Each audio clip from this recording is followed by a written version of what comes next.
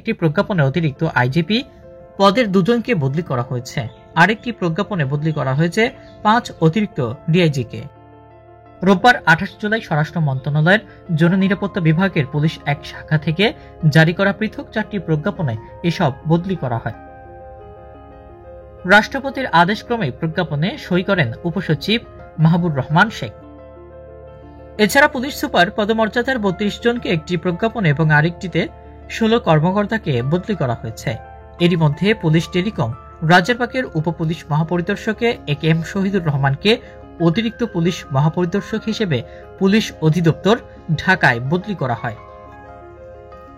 Police অধিদপ্তরে সংযুক্ত থাকা অতিরিক্ত উপপুলিশ মহাপরিদর্শক শাকাত হোসেনকে অতিরিক্ত উপপুলিশ মহাপরিদর্শক হিসেবে টুরিস্ট পুলিশে বদলি করা হয়েছে।